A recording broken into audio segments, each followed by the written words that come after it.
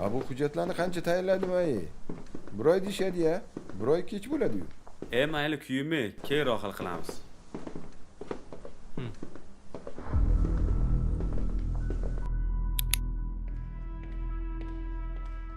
Nima unaqa? To'g'ri-ku? Uzr. Bexosdan gapinglarni eshitib qoldim. Nima muammo? Shu mana hamma hujjatlar tayyor. Bir oyga cho'rishyapti deyishlarimiz. Yo'q. Ko'rsam bo'ladimi hujjatlaringizni? Buni hal qilsa bo'ladi. Faqat ozgincha chiqimi bor. Bo'ldi, chiqimiga tayyormiz, xizmatlarga ham tayyormiz uka. Hujjatlaringiz menda qoladi. Faqat siz bilan telefon nomerlaringizni almashib olamiz. 48 49. Assalomu alaykum aka. Hormang. Yaxshi ishlarimni hal qilib berishdi. Rahmat sizga. Mayli. Zo'r-ku. Bizani qachon ishimiz bitib qoladi? Tez orada bo'lib qoladimi? Tez orada 3 kunda hal qilib beraman. Rahmat.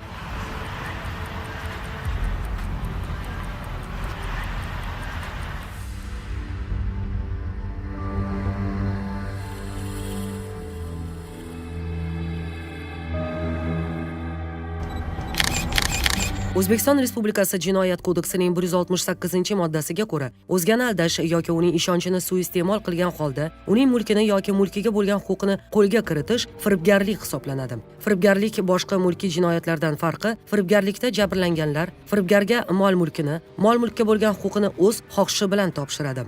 Jinoyat kodeksining 168-moddasida ko'rsatilgan firibgarlik 5 ta qismga bo'lingan.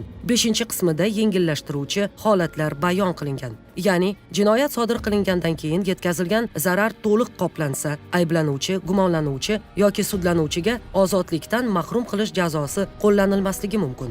Oxirgi nuqta sudning qarori bilan qo'yiladi. Jinoyat kodeksida firibgarlik jinoyati uchun maksimal 8 yildan 10 yilgacha ozodlikdan mahrum etish jazosi tayinlanadi. Shubhasiz bugunning dolzarb muammolaridan biri firibgarlik bo'lib hisoblanadi. Firibgarlik boshqa jinoyatlardan farqli tarzda jabrlanuvchining aktiv ishtiroki bilan amalga oshiriladi. Ya'ni aldanayotgan shaxs o'z ixtiyori va qo'llari bilan jinoyatchiga o'z mablag'ini topshirib qo'yadi.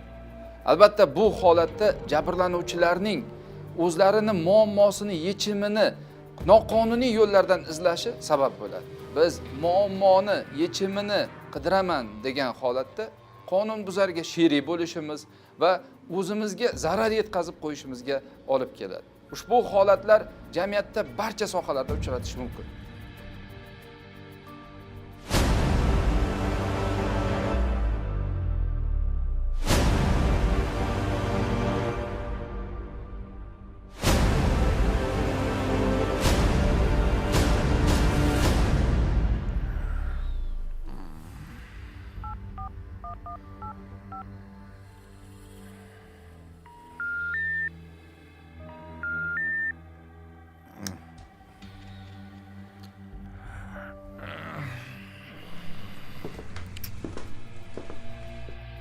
Ha, aka, ishlar qalay?